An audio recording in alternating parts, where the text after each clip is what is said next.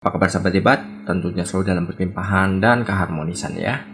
Nah, kita akan memasuki video yang seru nih dan bisa langsung dipraktekkan, dan ini nggak perlu kita nanti ke orang-orang sakti ya, karena kita sendiri udah tercipta sangat sakti, dan ini bisa kita lakukan setiap hari di rumah, entah di kos atau di mana, selama kita bisa menempatkan waktunya, kita memilih golden momennya. Nah, dari situ kita bisa menerapkannya. Dan ini adalah cara merubah mental kehidupan. Nah, dan di sini apa yang kita bahas sebenarnya?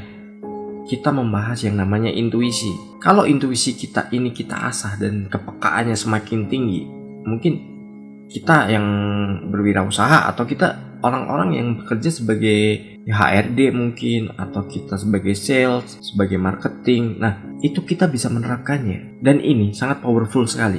Kenapa? Karena kita udah tahu nih, feeling kita langsung jalan.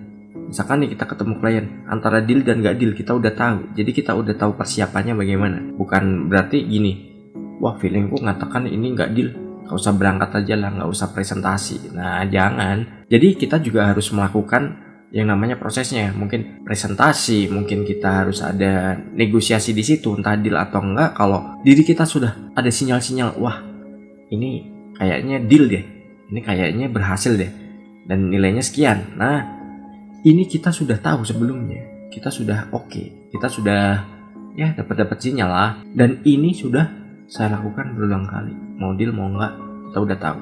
Dan intinya satu, ini bisa kita lakukan di mana saja ya, metodenya bagaimana dan tahapannya apa aja, yuk simak sampai habis. Hal yang pertama adalah kita lakukan meditasi. Waduh, meditasi itu kayak apa sih?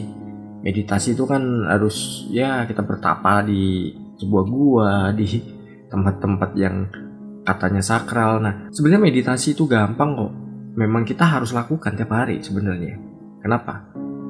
Ya, itu akan membuat kita ini lebih peka lagi. Gimana caranya meditasi? Iya, nanti saya bagikan di video lain ya, bagaimana caranya meditasi dan berapa lama kita harus melakukannya dan kapan saja kita bisa melakukannya.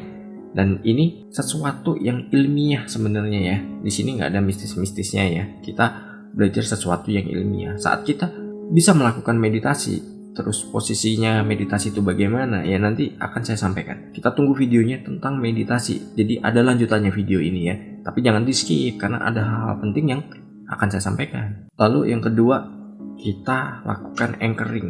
Nah, apa sih anchoring? Jadi anchoring itu semacam kita punya tombol di mana saat tombol itu kita tekan, itu kita akan on. Wah, canggih banget nih, sinyalnya langsung on, dan kita bisa connect dengan orang lain. Mungkin wah pas kita ada ini ya, ada presentasi, aduh kok jadi nggak pede, ini orang gimana? Dalam diri kita ini ada sebuah perdebatan, ini gimana?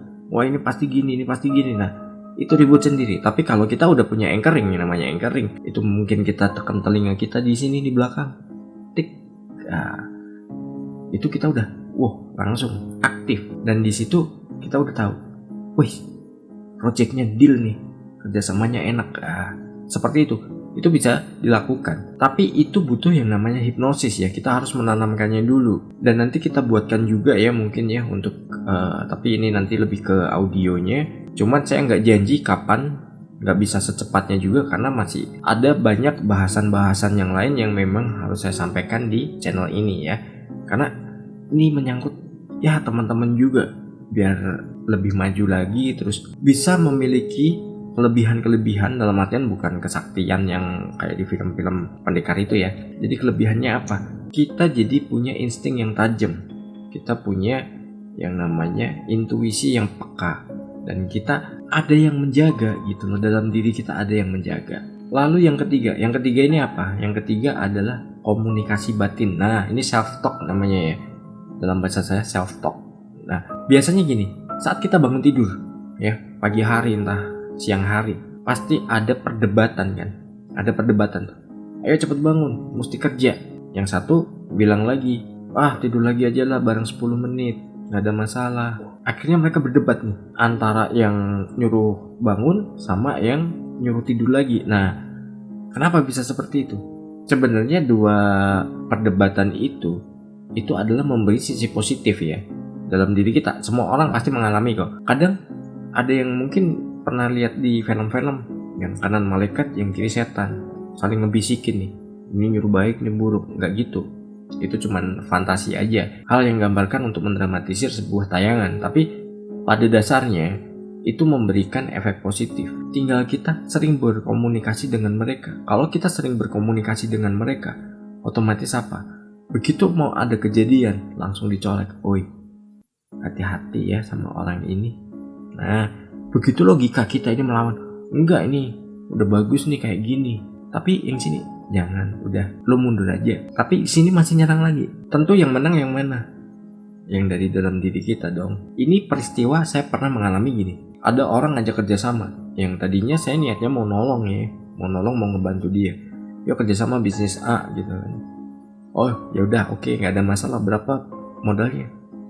Sekian juta. Oh ya, nggak ada masalah. Tapi lu kirim sampel dulu. Kirim sampel, kita cari customer. Oke, banyak yang oke. Tapi apa? Ada di dalam diri saya bilang, jangan dong, lo dimanfaatin doang. Ini bakal gagal nih dalam hitungan hari. Lo nggak bakal bisa nih, orangnya nggak bisa dipercaya. Lo sia-sia, lo ngebuang duit, lo ngebuang waktu. Tapi dalam logika saya berpikir, hitung-hitungannya tinggi ini sama bisnis gua kemarin ya. Lebih enak, modalnya lebih dikit. Wah, udah dah, gak ada masalah. Okein aja, lagian kita tadi udah kasih penawaran ke banyak orang, dia mau. Oke, begitu deal, udah kan? Kita transfer duit, udah selesai. Barang yang dikirim nilainya sekian, datangnya sekian. Jadi berkurang sekitar 20% dari perjanjian awal. Dah, karena gak ada perjanjian tertulis waktu itu karena saling percaya aja. Dan akhirnya apa? Ya sudah, hanya 1 minggu udah ludes, kita nggak punya modal lagi. Kenapa? Rugi. Sampel yang dikirim tuh barang yang nggak sesuai dengan apa yang sudah kita bayarkan. Nah dari situ kita nggak bisa ngelawan yang namanya self talk. Karena apa? Pikiran bawah sadar punya peran itu 80% dalam kehidupan kita. Jadi kalau logika kita melawan, yang menang tetap pikiran bawah sadar. Jadi kita harus berhati-hati.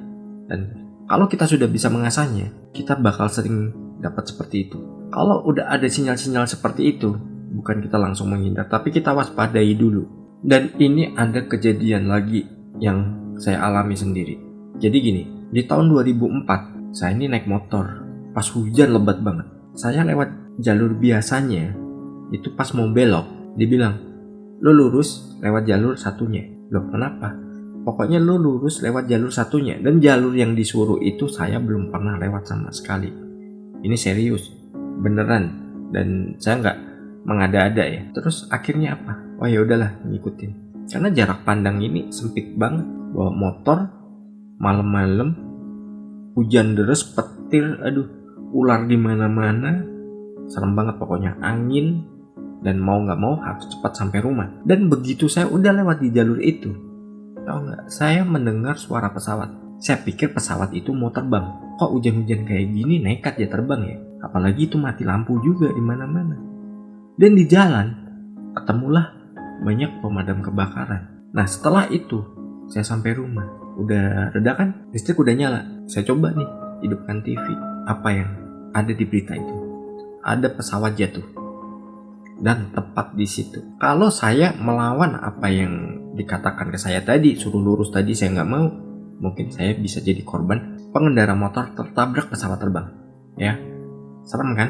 Nah, jadi kita nggak boleh main-main dengan yang namanya intuisi. Intuisi kita ini akan membimbing kita dan kita perlu mengasahnya. Terus poin keempat, kita nggak boleh membantahnya.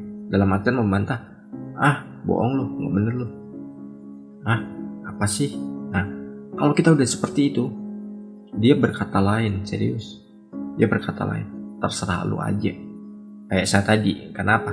Melibatkan hitung-hitungan secara logika. Ternyata apa? Miss, nggak dapat. Ya, malah rugi. Dan sampai sekarang juga duit itu nggak balik. Dalam artian nggak balik dari orang itu yang kerjasama dengan saya. Dia nggak ada balikin. Dan saya yang rugi kan. Nah, jadi kita nggak boleh membantah. Dia ngomong apa, negosiasi dulu. Harus gimana saya? Nah, dia nanti akan menuntun. Kamu harus begini. Oh ya udah, jalani. Jadi nggak boleh seperti itu. Kita nggak boleh membantahnya. Karena apa? Ya itu udah sinyal gitu loh. Karena itu melindungi diri kita juga. Ya, jadi kita mengasah intuisi itu, kita juga harus sering-sering berkomunikasi dengan diri kita sendiri. Jadi kesimpulannya adalah diri kita ini memiliki sesuatu yang sangat luar biasa. Jadi kita harus merawatnya dan kita harus mengaktifkannya. Kalau kita nggak mengaktifkannya ya sama aja bohong. Nggak ada sakti-saktinya sama sekali ya kan. Lalu yang kelima, jangan libatkan logika. Tadi udah saya bilang kan, jangan libatkan logika. Logika ini cuma punya peran 20%. Dia kalau di bahasa saya tukang protes. Nggak mungkin lah ini begini, nggak mungkin lah itu begitu. Ya kita terapkan aja bagaimana. Kalau ada sinyal-sinyal dari dalam diri kita responnya bagaimana, kita minta petunjuknya, saya harus bagaimana. Dia akan menuntun kok. Nanti begitu udah kasih petunjuknya, lalu mesti gimana lagi, dia akan menuntun lagi. Seperti itu. Selama itu sesuatu yang positif, itu ikuti saja. Kalau itu yang negatif, tinggalkan aja. Itu udah logika yang main.